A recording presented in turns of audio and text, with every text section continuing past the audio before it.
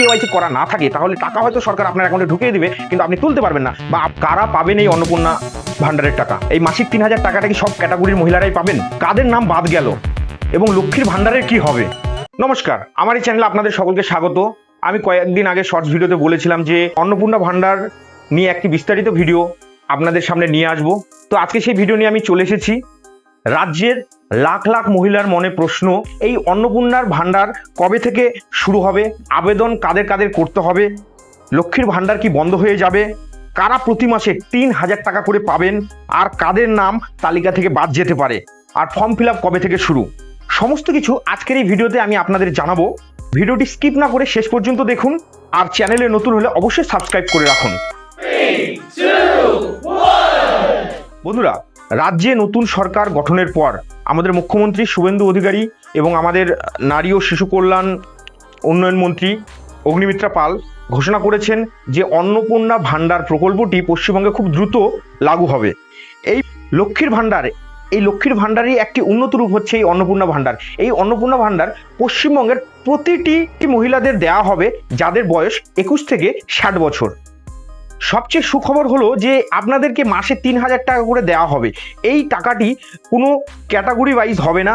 পশ্চিমবঙ্গের মহিলা যারা আছেন, ভারতীয় নাগরিক যারা আছেন, তারা প্রত্যেকেই মাসিক 3000 টাকা করে পাবেন, অর্থাৎ বছরে 36,000 টাকা করে পাবেন, যেটি আগামী 1 জুন 2026 তারিখ থেকে শুরু হওয়ার কথা। এবার আসি আপনাদের সব থেকে বড় প্রশ্ন, যে লক্ষ্মীর ভান্ডার যারা পাচ্ছিলেন তাদের কি করতে হবে? যারা লক্ষ্মীর ভান্ডার পাচ্ছিলেন তাদেরকে কিচ্ছু করতে হবে না। যারা প্রকৃত ভারতীয় নাগরিক, যারা পশ্চিমবঙ্গে বসবাসকারী, তাদের অ্যাকাউন্টে অটোমেটিক্যালি লক্ষ্মীর ভান্ডার থেকে অন্নপূর্ণা ভান্ডার রূপান্তরিত হবে এবং তাদের অ্যাকাউন্টে টাকা ঢোকা শুরু হয়ে যাবে। কারা নতুন আবেদন করবেন? যাদের লক্ষ্মীর ভান্ডার প্রকল্পে নাম নেই, যারা 21 বছর সবে পূর্ণ করেছে, বা যারা গত ওই যুবসাথী স্কিমেও না, তারাও এই অন্নপূর্ণা ভান্ডারে আবেদন করতে পারেন। যখন অনলাইনে এই অন্নপূর্ণা ভান্ডারের আবেদন শুরু হবে, আমি তা নিয়ে একটি বিস্তারিত সঠিক ইনফরমেটিভ ভিডিও আপনাদের জন্য নিয়ে আসবো, যারা এই প্রক্রিয়া থেকে বাদ পড়তে চলেছে। এই লক্ষ্মীর ভান্ডারে যাদের নাম আছে তাদের প্রতিটি নাম অ্যানালাইজ হবে বা যাচাইকরণ হবে।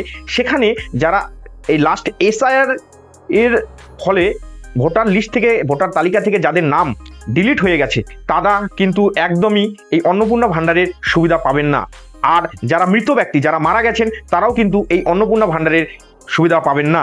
তবে যারা ভোটার কার্ড ডিলিট হয়ে গেছে কিন্তু ট্রাইব্যুনালে আপিল করেছেন, প্রকল্প থেকে নাম এখনই কাটা হবে না, তাদের নামগুলিকে বিবেচনার মধ্যে রাখা হবে, এটি পশ্চিমবঙ্গ সরকার জানিয়েছে। আবেদনকারীকে অবশ্যই মহিলা হতে হবে এবং পশ্চিমবঙ্গের নাগরিক হতে হবে। আবেদনকারীর বয়স 21 থেকে 60 বছর পর্যন্ত হতে হবে। তাদের অবশ্যই আধার কার্ড এবং ভোটার কার্ড থাকতে হবে। এবং যখন আপনি অনলাইনে আবেদন করবেন তখন আপনার আধার লিঙ্ক বা সিঙ্গেল ব্যাংক অ্যাকাউন্ট লাগবে, যেটা আপনার ডাইরেক্ট ব্যাংক ট্রান্সফার মানে ডিবিটির মাধ্যমে আপনার কিন্তু ওই অ্যাকাউন্টে টাকাটি ঢুকবে। তার জন্য কিন্তু আপনাকে দেখে নিতে হবে যে আপনার সঠিক এবং ঠিকঠাক আছে কিনা। যদি কেওয়াইসি না করা থাকে, সে কেওয়াইসি করিয়ে নিয়ে তবেই সেই অ্যাকাউন্টটি কিন্তু আপনারা দেবেন। আর তাছাড়াও পাসপোর্ট সাইজ ছবি লাগতে পারে, সেগুলো কিছু রাখবেন। আর তেমন কিছু ডকুমেন্টের কোনো প্রয়োজন নেই। শুধুমাত্র মহিলা হতে হবে, ভারতীয় হতে হবে, পশ্চিমবঙ্গের নাগরিক হতে হবে এবং বয়স 21 থেকে 60 বছর পর্যন্ত হতে হবে। এখানে আমি আপনাদের একটা এক্সট্রা টিপস দিয়ে দিই যে ডিভিটি অ্যাক্টিভ আছে কিনা বা NPCI ম্যাপিং, এই জিনিসটা আপনারা কিন্তু অনলাইনে চেক করে নিতে পারবেন যে আপনাদের আধারের সঙ্গে কোন ব্যাংক অ্যাকাউন্টটি লিঙ্ক করা আছে সেটি আপনারা দেখে নিবেন এবং সেই অ্যাকাউন্টটি আপনাদের KYC করা আছে কিনা। যদি KYC করা না থাকে তাহলে টাকা হয়তো সরকার আপনার অ্যাকাউন্টে ঢুকিয়ে দিবে, কিন্তু আপনি তুলতে পারবেন না। বা আপনার অ্যাকাউন্টের যদি কোনো রকম সমস্যা থাকে বা আপনার অ্যাকাউন্টে যদি আপনি চেঞ্জ করতে চান, সেটা কিন্তু আপনি আপনার NPCI এই অনলাইন পোর্টালে গিয়ে কিন্তু আপনি করতে পারবেন। তো এই ডিবিটি লিঙ্কের ব্যাপারটি, এটা কিন্তু আমি একটা ভিডিও নিয়ে আসবো পরবর্তীতে, সেটা আপনারা দেখবেন। আর এই বিষয়টা কিন্তু আপনি অনলাইনে আবেদন করার আগে কিন্তু আপনাদেরকে একটু চেক করে নিতে হবে। সিঙ্গেল অ্যাকাউন্ট কিন্তু থাকতে হবে। যাদের জয়েন্ট অ্যাকাউন্ট আছে, জয়েন্ট অ্যাকাউন্ট দিয়ে যদি আপনি আবেদন করেন তাহলে কিন্তু আপনার অ্যাকাউন্টে টাকা ঢুকবে না। তাহলে আপনাদেরকে সিঙ্গেল অ্যাকাউন্ট দিয়েই কিন্তু আবেদনের সঙ্গে দিতে হবে। আর অবশ্যই KYC ঠিকঠাক আছে কিনা সেটি কিন্তু অবশ্যই চেক করে নেবেন। আর সর্বশেষ আপনার ভোটার লিস্টে নাম আছে কিনা আবেদন করার আগে সেটি কিন্তু অবশ্যই চেক করে নেবেন। ভোটার কার্ডে যাদের নাম নেই তারা কিন্তু কোনো রকম এই সুবিধা পাবেন না। আগামী জুন মাস থেকে অন্নপূর্ণা ভান্ডারের টাকা প্রতিটি পশ্চিমবঙ্গের প্রতিটি মহিলার অ্যাকাউন্টে, যাদের বয়স 21 থেকে 60 বছর তাদের অ্যাকাউন্টে ঢুকে যাবে। এই ঘোষণা আমাদের পশ্চিমবঙ্গ সরকার করেছে। আর যারা নতুন আবেদন করবেন 1 জুন থেকে আবেদন প্রক্রিয়া শুরু হওয়ার কথা।